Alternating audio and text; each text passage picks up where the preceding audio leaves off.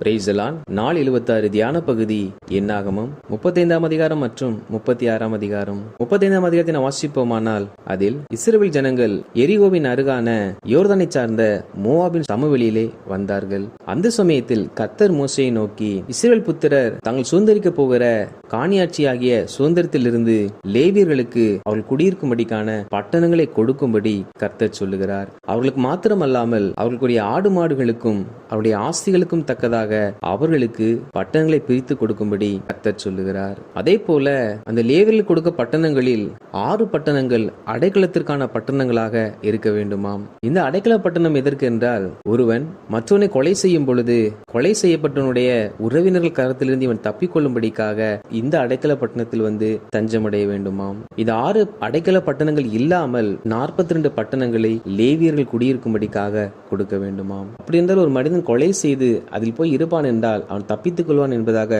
நாம் நினைத்து விடக்கூடாது. இந்த அடைக்கல பட்டணம் எதற்கு என்றால், ஒருவன் மற்றவனை கொலை செய்யும் பொழுது அவன் நியாயப்படி நியாயசனத்திற்கு முன்பாக வந்து நிற்க வேண்டும். ஆனால் அதற்குள்ளாக ஒருவன் மற்றவனை கொலை செய்யும் பொழுது கொலை செய்யப்பட்டவனுடைய நண்பர்கள் உறவினர்கள் கொலை செய்தவனை கொலை செய்து விடுவார்கள். எனவே நியாயம் விசாரித்து நியாயத்தின்படி தீர்ப்பு வழங்க வேண்டும் என்பதற்காக அந்த நியாயம் விசாரிக்கப்படும் நாள் வரையிலும் கொலை செய்தவன் இந்த அடைக்கல பட்டணத்தில் போய் தப்பி தன் ஜீவனை காக்க வேண்டும். அப்படி என்றால் இவன் அடைக்கல பட்டணத்திற்கு சென்றாலும் அவன் செய்த தப்பித்ததற்குரிய தண்டனை வழங்கப்படும் என்பதை நம்மால் இதில் புரிந்து கொள்ள முடிகிறது.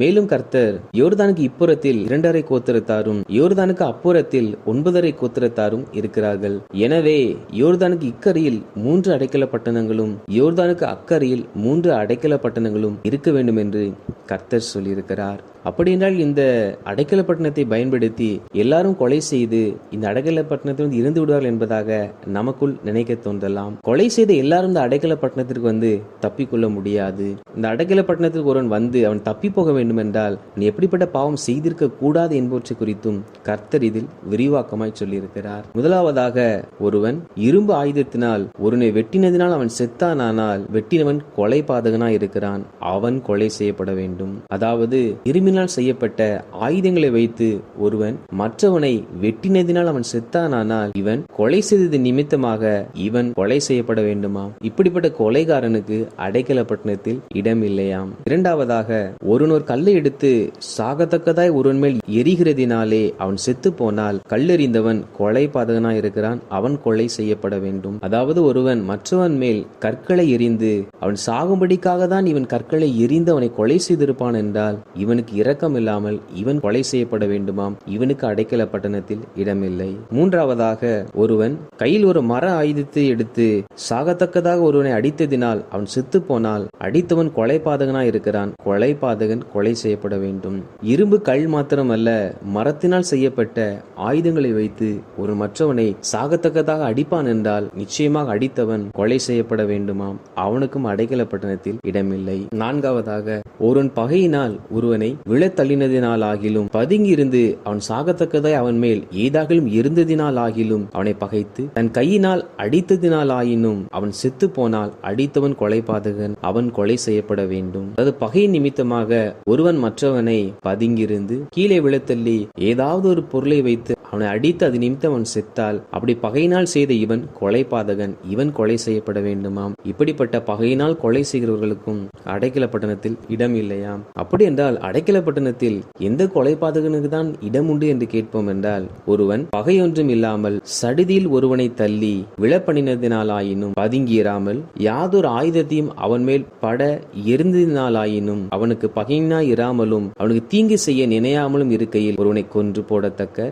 ஒரு கல்லினால் அவனை காணாமல் எரிய அது அவன் மேல் பட்டதினால் ஆயினும் அவன் செத்து போனால் அப்பொழுது கொலை செய்தவனையும் பழிவாங்குறவனையும் சபையார் இந்த நியாயத்தின்படி விசாரித்து கொலை செய்தவனை பழிவாங்கனுடைய கைக்கு தப்புவித்து அவன் ஓடி போயிருந்த அடைக்கல பட்டணத்திற்கு அவனை திரும்பி போகும்படி செய்ய கடவர்கள். அதாவது ஒருவன் எந்த ஒரு முன் விரோதம் இல்லாமல் எந்த ஒரு பகையும் இல்லாமல் பிரிதொருவனை ஆயுதத்தினால் அடிக்காமல் எதிர்பாராத விதத்தில் தள்ளிவிடுகிறதுனாலாகிலும் அல்லது ஏதோ ஒரு காரியம் செய்யும் பொழுது அறியாமல் ஒருவன் மேல் அவைகள் பட்டு அவன் மரிப்பான் என்றால் இவன் பகையினால் இந்த கொலை செய்யப்படவில்லை. எனவே இப்படிப்பட்டவன் ஓடி தப்பி பிழைக்கும்படிக்காகவே அடைக்கல பட்டணத்தை கர்த்தர் கர்த்தர் உருவாக்கும்படி சொன்னார். அப்படி என்றால் அடைக்கல பட்டணம் என்பது அறியாமையினால், தெரியாமையினால், முன்பின் பகை இல்லாமையினால் யதார்த்தமாக நடைபெறுகிற கொலைகளை செய்கிறவர்களுக்கு தப்பி பிழைப்பதற்கான இடமாகும். அதே சமயத்தில் கர்த்தர் இவ்வாறு நிபந்தனை சொல்லியிருக்கிறார். ஆனாலும் கொலை செய்தவன் தான் ஓடி போயிருக்கிற அடைக்கல பட்டணத்தின் எல்லையை விட்டு வெளிப்பட்டு இருக்கும் போது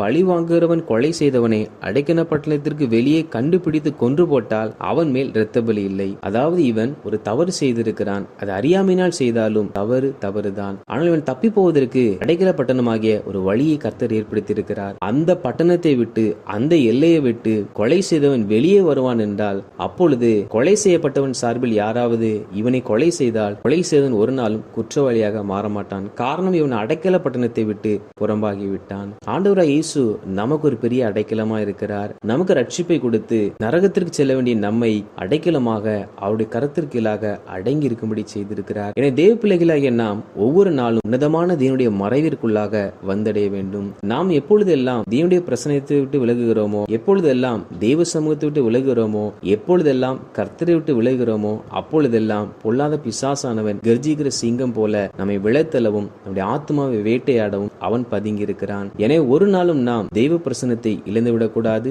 தெய்வ சமூகத்தை விட்டு விலகிவிடக்கூடாது. மேலும் இந்த அடைக்கல பட்டணத்தில் கொலை செய்தவன் எவ்வளவு காலம் இருக்க வேண்டும் என்றால், கொலை செய்தவன் பிரதான ஆசாரியின் மரணமடைய மட்டும் அடைக்கல பட்டணத்தில் இருக்க வேண்டும். பிரதான ஆசாரியின் மரணமடைந்த பின்பு தன் சுதந்திரமான காணியாட்சிக்கு திரும்பி போகலாம். அதாவது அறியாமல் கொலை செய்தவன் அப்பொழுது பொறுப்பில் இருக்க பிரதான ஆசாரியின் மறித்து அடுத்த ஆசாரியின் பொறுப்பேற்கும் நாள் வரையிலும் அவன் அடைக்கல பட்டணத்தில் தான் இருக்க வேண்டுமாம். மேலும் ஆண்டவராகிய கர்த்தர் எவனாகிலும் ஒருவனை கொன்று போட்டால் உடனே ஒரே வாக்கினால் அவனை குற்றவாளி என்று தீர்க்க கூடாதாம். 2-3 சாட்சிகளினால் செய்த காரியங்கள் உண்மையா என்பதை ஆராய்ந்து தீர்ப்பு வழங்க வேண்டுமாம். இவைகளெல்லாம் இந்த நாட்களில் நாம் நீதிமன்றத்தில் அறிந்திருக்கிறோம். ஆனால் இவைகள் எல்லாம் இப்படி செய்ய வேண்டும் என்ற இந்த ஒழுங்கை ஆண்டவராகிய கர்த்தர் பல 1000 வருடத்திற்கு முன்பாகவே மோசேக்கு இஸ்ரவேல் ஜனங்களுக்கு வெளிப்படுத்தியிருக்கிறார். அவைகளை பின்பற்றிய இந்த நாட்களில் நீதிமன்றங்களும் இயங்கிக் கொண்டிருக்கின்றன.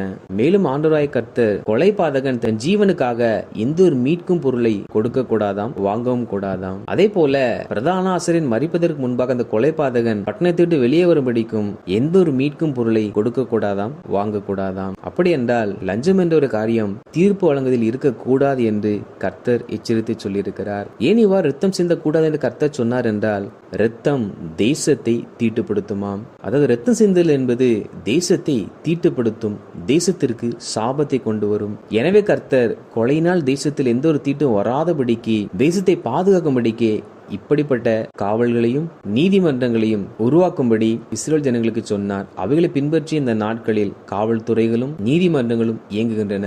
36ஆம் அதிகாரத்தை வாசிப்போமானால் அதில் யோசேப்பின் குமாருடைய வம்சத்தில் உள்ள கீலேயாத்தின் வம்ச பிதாக்கள் சிலர் வந்து சீட்டு போட்டு தேசத்தை பங்கிட்டு கொடுக்கும் பொழுது செலோப்பியாத்தின் குமாரத்திகள் தங்களுக்கு சுதந்திரம் கிடைக்கும்படி சொன்னார்கள். நாளைக்கு அவர்கள் வேறொரு கோத்திரத்தில் திருமணம் செய்து கொள்வார்கள் என்றால் அவள் பெற்ற சுதந்திரம் வேறொரு கோத்திரத்துக்கு செல்லும். அப்பொழுது எங்கள் கோத்திரத்தில் உள்ள அந்த சுதந்திரமானது நீங்கி போகுமே என்பதாக சொல்லுகிறார்கள். அப்பொழுது மோசே அதை குறித்து கர்த்தரிடத்தில் விசாரித்து பின்பு கர்த்தர் சொன்ன வார்த்தைகளை ஜனங்களுக்கு அறிவிக்கிறார். அதாவது செலோப்பியாத்தின் குமாரத்திகள் தங்களுக்கு இஷ்டமானவர்களை விவாகம் செய்யலாம், ஆனால் அவர்கள் தங்கள் பிதாவின் கோத்திரத்தாரில் மாத்திரம் விவாகம் செய்ய வேண்டும் என்று கர்த்தர் சொன்னார். காரணம் என்னவென்றால், ஆண்டவராகிய கர்த்தர் இஸ்ரவேலுடைய 12 பிள்ளைகளுக்கும் 12 நிலங்களை கொடுத்து அதில் அவர்கள் குடியிருக்கும்படி செய்தார். இப்பொழுது ஒரு கோத்திரத்தாரில் இருந்து மற்றொரு கோத்திரத்தாருக்கு பெண் எடுக்கவோ பெண் கொடுக்கவோ நேரிடும் பொழுது அதற்கு நிலங்களையும் கூட கொடுக்கக்கூடும். அப்பொழுது ஒரு கோத்திரத்தார் இன்னொரு கோத்திரத்தாரிடத்தில் அப்படி அவர்கள் மாறும் பொழுது அவர்கள் 12 கோத்திரத்துக்கு கொடுக்கப்பட்ட இடங்களுக்குள்ளாக சில பிரச்சனைகள், சில பிரிவினைகள், சில இடமாற்றங்கள் ஏற்படும். எனவே கர்த்தர் ஒவ்வொரு கோத்திரத்தாரும் தங்கள் கோத்திரத்தாருக்கு உள்ளேயே திருமணம் செய்ய வேண்டும் என்று கர்த்தர் ஆலோசனையை கொடுத்தார். கர்த்தர் மோசேக்கு கட்டளையிட்டபடியே செலோப்பியாத்தின் குமாரத்திகள் செய்தார்கள். அதாவது இவர்கள் கர்த்தர் தங்கள் கொடுத்த கட்டளையின்படியே தங்கள் கோத்திரத்திலிருந்து தங்களுக்கு என்று புருஷர்களை கொண்டார்கள். வாசித்த இந்த அதிகாரிகளின்படி கர்த்தருடைய ஜனங்களாகிய நாம் தேவனுடைய ஊழியக்காரர்களுக்கு என்று நாம் தேவனம் இருதயத்தில் ஏவுகிற காரியங்களை கொடுக்க வேண்டும். அதே சமயத்தில் நம்முடைய திராணி என்னவோ அதிலிருந்து நாம் அவர்களுக்கு கொடுக்கிறவர்களாய் காணப்பட வேண்டும். நம் தேவன் நமக்கு அடைக்கலமானவர் என்று சொல்லி நாம் தவறுகளை துணிந்து செய்யாமல் அவர் நல்லவராய் இருப்பதைப் போல, இரக்கமுள்ளவராய் இருப்பதைப் போல, நீதி உள்ளவர் என்பதை மறவாமல், இஸ்ரவேல் ஜனங்கள் தங்கள் கோத்திரத்திற்குள்ளாகவே திருமணம் செய்ததைப் போல தெய்வ பிள்ளைகளாகிய நாம் ரட்சிக்கப்பட்ட தெய்வ பிள்ளைகளுக்குள்ளாகவே ஏற்ற மணவாளனை மணவாட்டியை தெரிந்து கொண்டு திருமணம் செய்கிறவர்களாக காணப்பட வேண்டும். அப்படி நாம் செய்யும் பொழுது நிச்சயமாக ஆண்டவராய் கர்த்தர் நம்மையும் நம் சந்ததிகளையும் ஆசீர்வதித்து பெருகச் செய்வார். ஆமேன்.